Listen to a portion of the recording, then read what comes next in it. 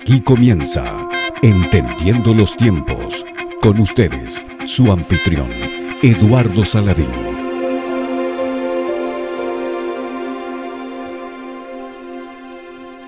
Llamando Jesús a la multitud y a sus discípulos, les dijo: si alguien quiere venir conmigo, niéguese a sí mismo, tome su cruz y sígame. Porque el que quiera salvar su vida la perderá, pero el que pierda su vida por causa de mí y del evangelio, la salvará. La salvación es completamente por gracia. Es ofrecida libremente en el evangelio a todos los pecadores, sin dinero y sin precio. Como nos dice el apóstol Pablo en la epístola a los Efesios, porque por gracia ustedes han sido salvados por medio de la fe. Y esto no procede de ustedes, sino que es un don de Dios, no por obras para que nadie se gloríe. Pero hay una paradoja. Es por gracia y al mismo tiempo debemos negarnos a nosotros mismos. Y estad siempre preparados para presentar defensa con mansedumbre y ser así entendidos de los tiempos. Para explicarnos esta verdad tenemos con nosotros a Sugel Michele. Hola Eduardo, ¿cómo estás? Sugel, ¿cómo te encuentras? Bien, gracias. ¿Y tú? Todo bien, Sugel, gracias a Dios. Yo quiero que tú hoy nos expliques esa paradoja de que somos salvos, de que debemos tomar nuestra cruz cada día, negándonos a nosotros mismos y seguir al Señor. Yo creo que el mejor punto de partida para explicar eso es lo que tú dijiste al principio. La salvación es por gracia. Y lo que eso significa es que eso no tiene nada que ver con mi desempeño, eso no tiene que ver con mi religiosidad, no tiene que ver con mi obediencia a la ley, no tiene que ver con mis buenas obras. Nosotros somos salvos única y exclusivamente por la obra de salvación que Cristo llevó a cabo a nuestro favor en la cruz del Calvario. Así que nuestra salvación depende enteramente de Cristo. Sin embargo, como tú bien acabas de señalar, hay una paradoja aquí, porque el llamado de Cristo a aquellos que quieren esa salvación que Él compró para nosotros es: toma tu cruz, niégate a ti mismo y ven y sígueme. Entonces, por fin, ¿la salvación es gratis o la salvación demanda que yo entregue por entero mi vida a Cristo?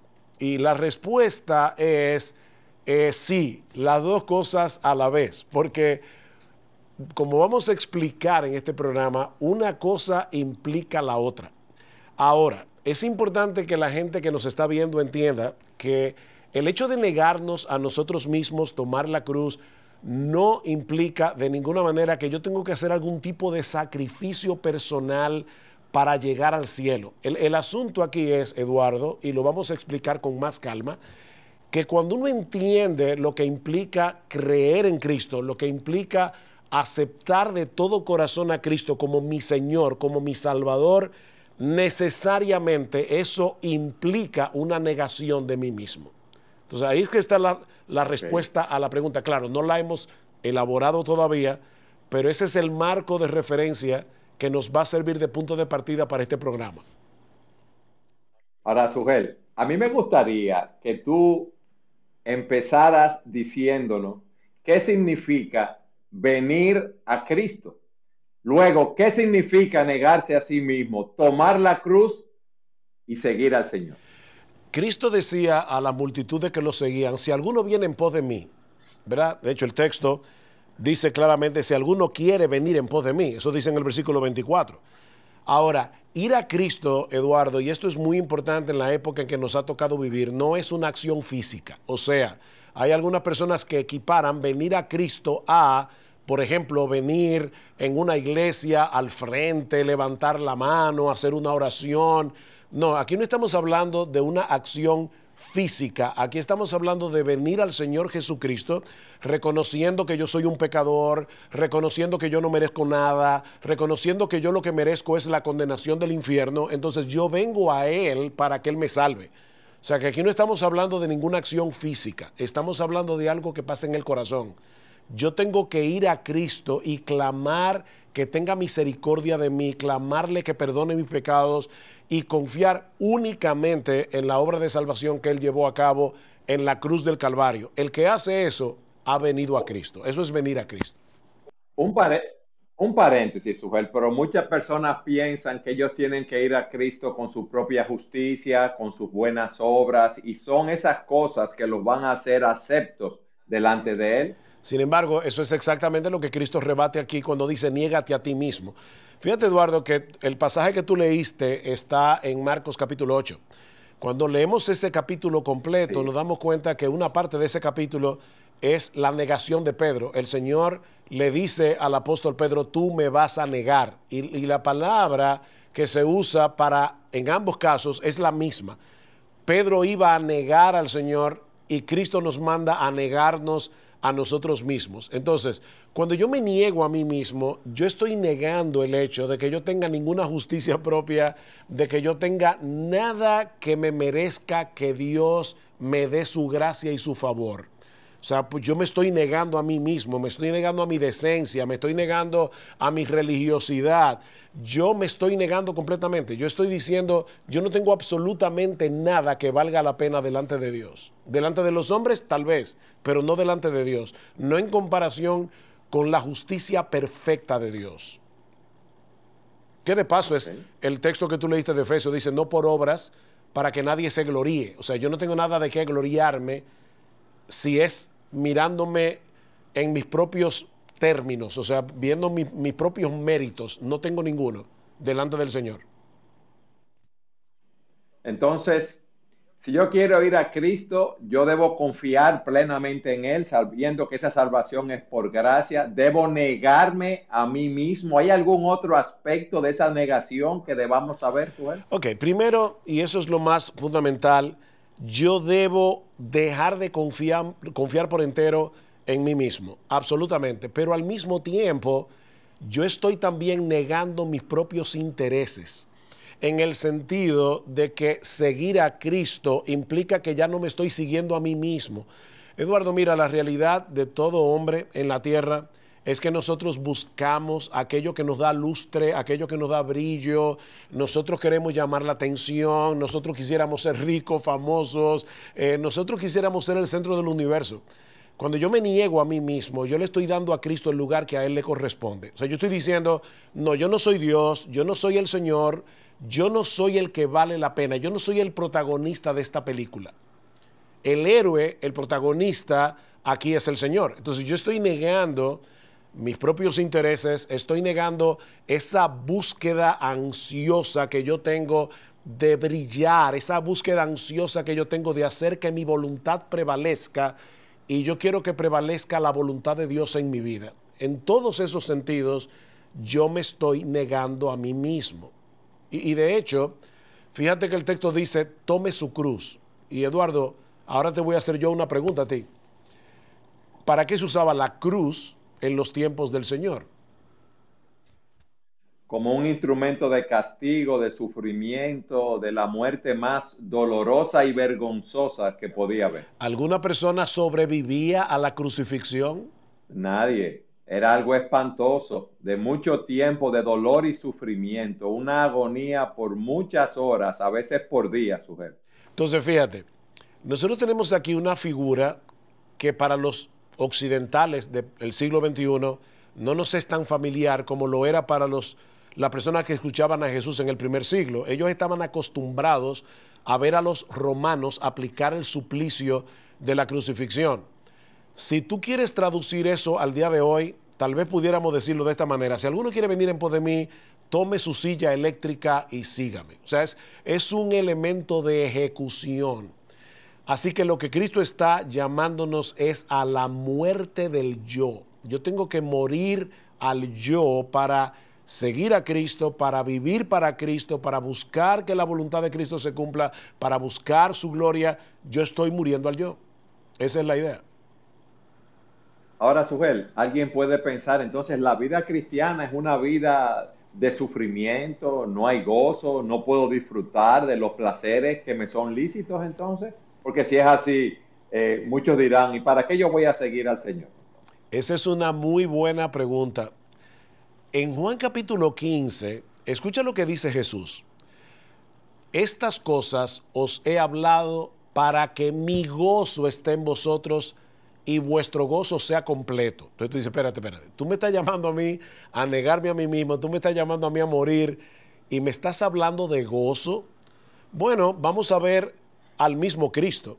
Dice en Hebreos que por el gozo puesto delante de él, Cristo sufrió la cruz. Así que aquí tenemos una crucifixión que trajo gozo. Trajo gozo por dos razones. En primer lugar, porque Cristo por medio de su cruz agradó al Padre, que quería salvar a pecadores como tú y como yo y como todos los que nos están escuchando.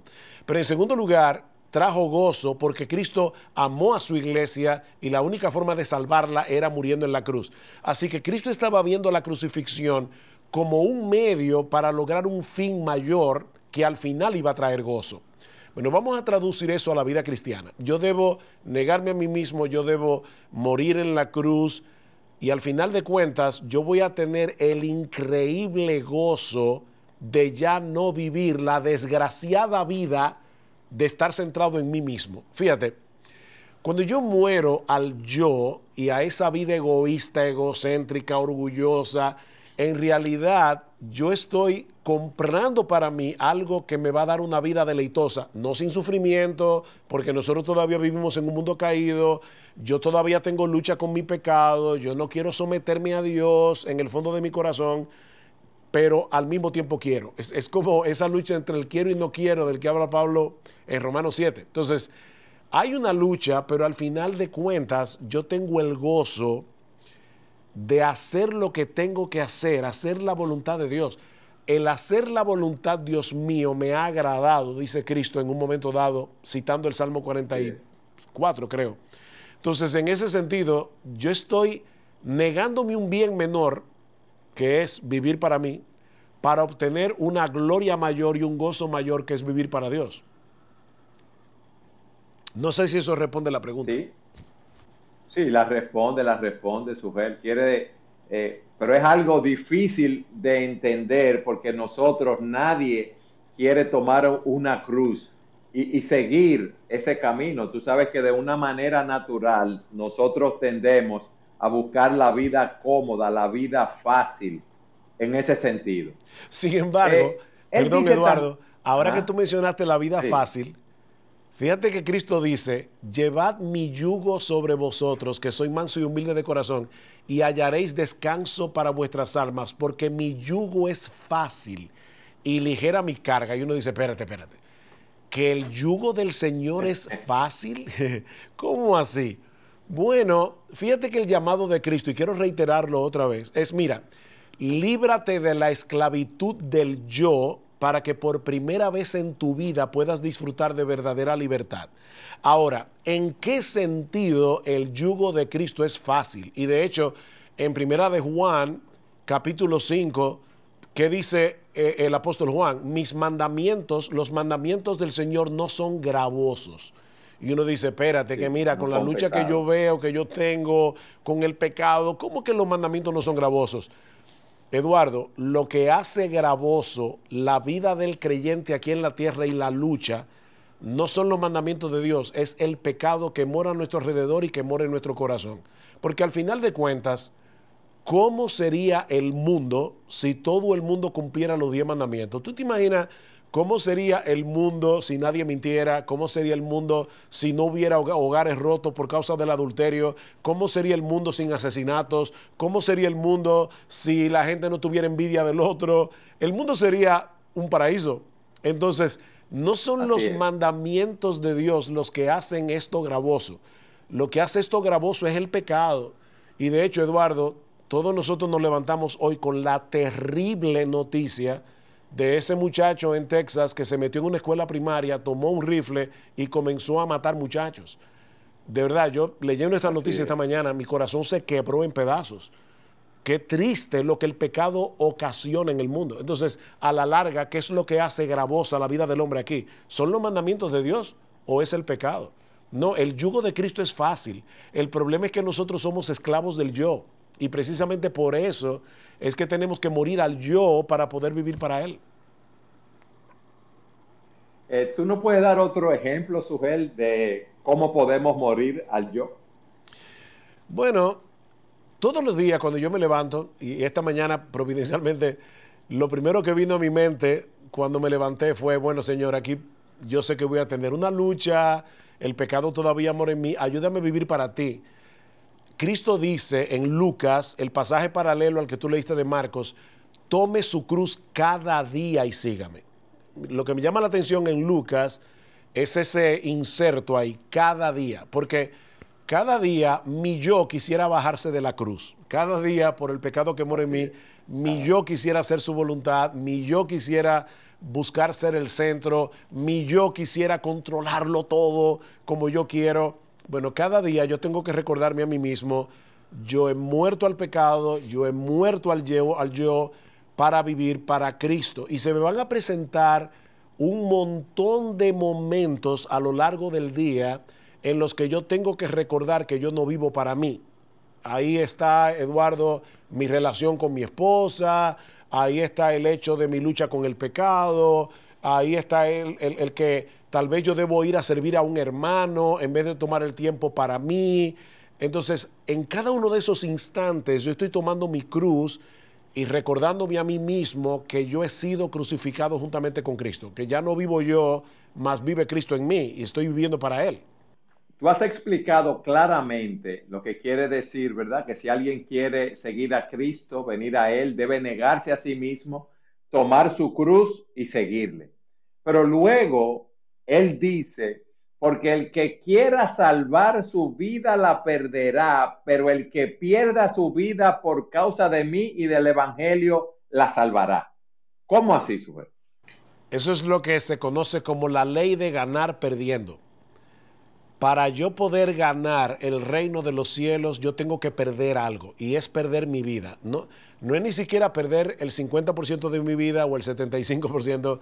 Yo tengo que perder mi vida, como ya lo explicamos anteriormente, perder mi vida en el sentido de no seguir buscando salvarme por mis propios méritos, perder mi vida en el sentido de que yo quiero hacer la voluntad de Dios, no la mía. Yo tengo que perder mi vida, pero es para ganar algo infinitamente superior, infinitamente mejor. ¿Tú te acuerdas de esa parábola que aparece en Mateo capítulo 13, donde el Señor dice que hubo un hombre que encontró una perla de gran precio y tuvo que venderlo todo para comprar el campo donde estaba enterrada la perla? Bueno, esa es la idea. Tú tienes que perderlo todo, pero para ganarlo todo. Fíjate que después del pasaje que tú leíste, hay una serie de preguntas, y esas preguntas son importantes.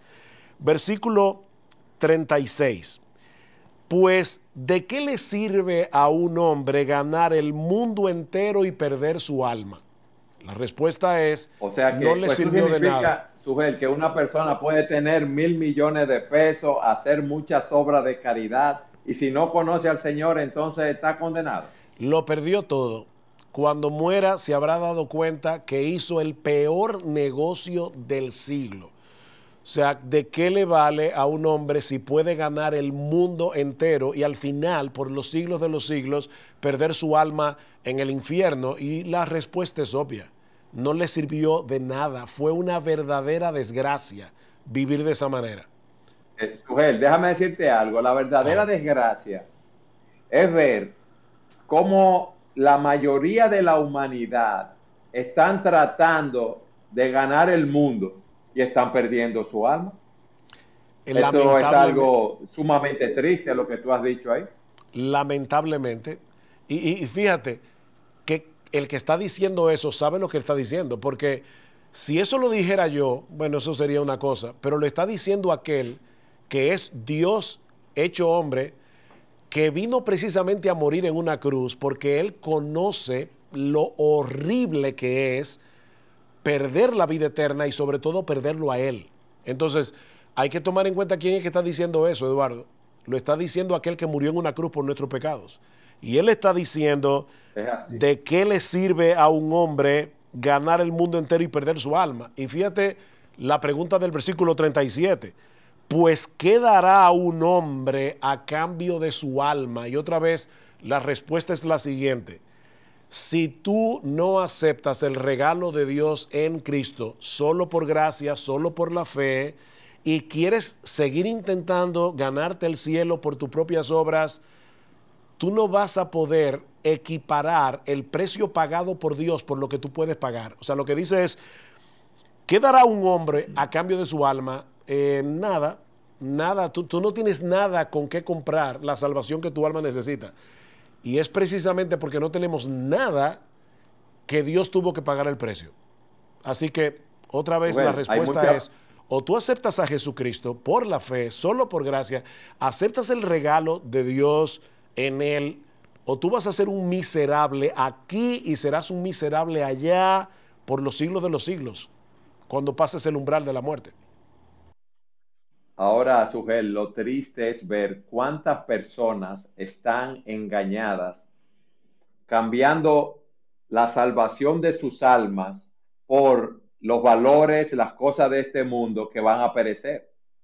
Tú sabes que se cuenta que cuando los colonizadores vinieron a nuestros países, le daban a los indígenas cuentas de vidrio y espejitos, y los indígenas le daban en cambio oro y plata. Yo creo que la humanidad completa que no conoce al Señor le está dando todo lo bueno de su vida, su fortaleza, su ánimo, su trabajo al mundo a cambio de cuentas de colores y espejitos. ¿Qué tú nos dices de esto, Sugel? Bueno, de hecho, oye ahora el versículo 38.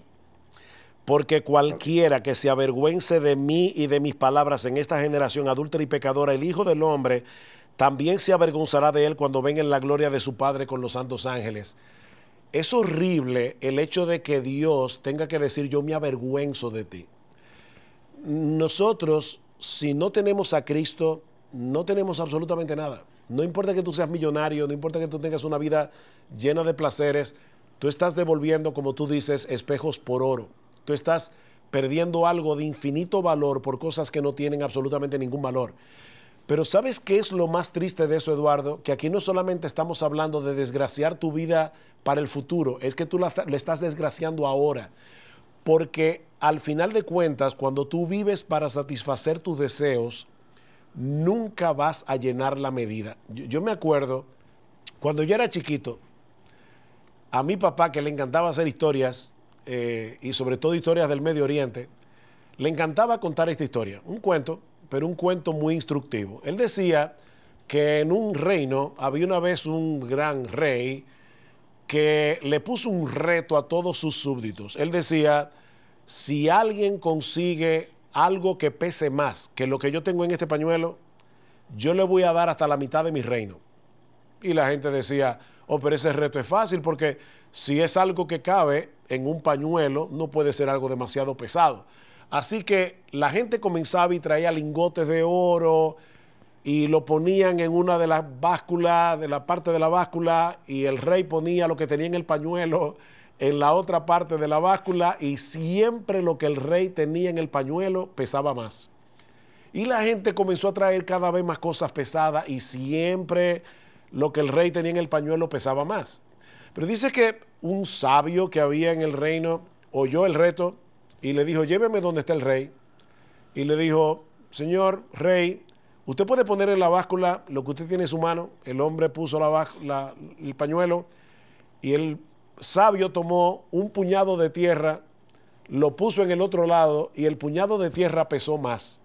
Y la gente sorprendida preguntó, pero entonces, ¿qué es lo que el rey tiene envuelto en ese pañuelo? Y el sabio respondió, un ojo humano.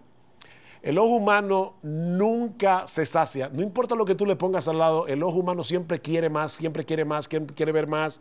De hecho, eso dice Eclesiastés. Nunca se cansa el ojo de ver. Sin embargo, al final de cuentas, se va a tener que contentar con un puñado de tierra cuando tengan que enterrarlo. Entonces, la verdad de la vida es esta, Eduardo. No importa cuánto tú acumules, no importa cuánto tú tengas, no importa cuántas experiencias tengas, tú siempre vas a estar insatisfecho. Así que tú no solo vas a desgraciar tu vida allá, tú estás desgraciando tu vida aquí. O sea, el que quiera salvar su vida, la tiene que perder. Y no es solo para salvarla en el cielo, es para salvarla ahora. El que quiere salvar su vida tiene que perderla. Tú tienes que negarte a ti mismo. Tienes que tomar tu cruz. Pero fíjate otra vez la paradoja. Es una tremenda bendición el perder la vida para ganar la vida eterna. Es una tremenda bendición. Negarme al yo para poder ganar a Cristo. Al final estoy haciendo un tremendo negocio que va a ser para beneficio mío. Yo estoy ganando para perder. Peor dicho, estoy perdiendo para ganar. Sujel, la pregunta ahora sería, en estos 5 minutos que nos quedan de programa, ¿qué yo tengo que hacer para ganar a Cristo, si podemos decirlo de esa manera? Antes de responder tu pregunta, déjame hacer una salvedad. Cuando algunas personas escuchan esta frase, niégate a ti mismo, toma tu cruz y sígueme, algunos le llaman a eso cristianismo radical. Pero yo quiero corregir ese error de una vez por todas. Eso no es cristianismo radical, Eduardo, eso es mero cristianismo. O sea, no existe un cristianismo radical y un cristianismo menos radical. No, el llamado de Cristo es radical. Es que si tú no te niegas a ti mismo y tú no tomas tu cruz, tú no vas a tener a Cristo. Y si tú no tienes a Cristo, tú no tienes al Padre. Y si tú no tienes al Padre, tú no tienes nada y vas a ser condenado cuando pases el umbral de la eternidad. Entonces, vuelvo y reitero, esto no es mero cristianismo, esto es cristianismo a secas. No es cristianismo radical, perdón, es mero cristianismo. Cristianismo sin apellido. Ahora, fíjate que Cristo dice, otra vez te cito el versículo 38, el que se avergüenza de mí y de mis palabras. Pregunta, ¿qué es lo contrario a tu avergonzarte de algo? Es una pregunta no retórica, es para ti. ¿Qué significa lo contrario a avergonzarte de algo? ¿Qué es? Bueno, cuando yo siento vergüenza de algo es porque he hecho algo mal o la percepción de las personas acerca de mí pienso que va a ser negativa y eso me avergüenza. Ok, entonces, ¿qué sería lo contrario? Porque Cristo dice, el que se avergüenza de mí y de mis palabras. Entonces, ¿qué es lo contrario? Lo contrario es no avergonzarse y seguir al Señor y deleitarse en Él, gozarse en Él, vivir para Él, proclamarlo a Él. Todos esos verbos que te he dicho es lo contrario de avergonzarse. O sea, no negar al Señor en ningún momento. Exactamente. Lo contrario de avergonzarme es estar orgulloso de. Lo contrario de estar avergonzado es estar admirado de. Bueno, lo que estamos diciendo aquí es que cuando un pecador, el Espíritu Santo le abre los ojos y se da cuenta, wow, yo soy pecador, yo merezco el infierno, yo he pecado contra Dios. Yo venía ahora para este estudio de grabación, venía en taxi y yo le preguntaba al taxista porque tenía un rosario colgado en el espejo retrovisor y le dije, mi amigo, déjame hacerte una pregunta, ¿qué significa ese rosario para ti? Y ahí comenzó a hablarme del rosario y entonces yo aproveché para predicarle el evangelio. Y yo le decía, mira, los 2 mandamientos más importantes son amarás al Señor tu Dios con todo tu corazón, con toda tu alma, con toda tu mente, con toda tu fuerza, al prójimo como a ti mismo. Eso no lo cumple absolutamente nadie. Cuando yo me veo bajo la luz de la ley de Dios, me doy cuenta que yo soy un pecador, que voy camino al infierno, que yo no tengo nada que presentar delante de Dios que me gane méritos delante de Él. Y al mismo tiempo miro hacia el otro lado y veo a Cristo como el Dios encarnado, que no tenía por qué venir a salvarme, que no tenía por qué hacerse hombre, que no tenía por qué sufrir todo lo que sufrió para que yo pudiera ser salvo. Entonces yo me avergüenzo de mí y comienzo a admirarlo a Él. Y eso es lo que me lleva a entregarme por entero a Cristo. Y en vez de avergonzarme de Él y avergonzarme de sus palabras, yo comienzo a gloriarme en Cristo y yo comienzo a deleitarme en Cristo y a admirar a Cristo. Ok, si alguna persona nos está viendo y no ha experimentado eso, es porque todavía no es creyente. Y no importa si es religioso, no importa qué religión pertenezca, ni siquiera si es católico o evangélico. El que no admira a Cristo porque se da cuenta de lo glorioso que Él es, a la vez que se da cuenta de lo vergonzoso que uno es porque todavía no es creyente y necesita venir a Cristo en arrepentimiento y fe, pedir perdón por sus pecados y confiar enteramente en la obra de Cristo en la cruz. De lo contrario se perderá, lamentablemente. Sujel, y lo triste que millones de personas están en esa condición y van camino a una perdición eterna. Lamentablemente, Eduardo, el problema es que nosotros nos amamos a nosotros mismos con todo nuestro corazón, con toda nuestra alma, con toda nuestra mente y con todas nuestras fuerzas. Y por lo tanto, yo no puedo amar a Dios ni puedo amar al prójimo como Él me demanda en su palabra. Pero precisamente para eso vino Cristo, porque yo no puedo hacer eso, porque yo no puedo salvarme a mí mismo, porque yo no puedo llenar el estándar. Yo tengo que confiar en aquel que llenó el estándar en mi lugar, porque Cristo sí hizo eso. Desde la cuna hasta la tumba, Cristo amó a Dios el Padre con cada fibra de su ser y amó al prójimo tanto que murió por ellos en la cruz. Entonces, Cristo cumplió eso por mí.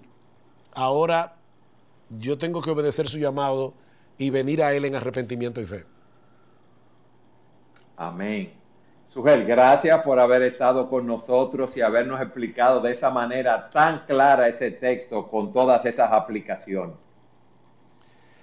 Ha sido un gozo enorme, de verdad, en serio, hablando aquí ahora mismo, en este momento, hablando del Señor. Ojalá que muchos que están viendo este programa puedan ver su condición y si son creyentes, que puedan reafirmar su admiración por el bendito Señor y Salvador que nosotros tenemos en Cristo. Y que muchos estén dispuestos, Sugel, a perder su vida por causa de Cristo y del Evangelio, de manera que la salve. Amén. Y gracias a todos ustedes por habernos acompañado en un programa más de Entendiendo los Tiempos.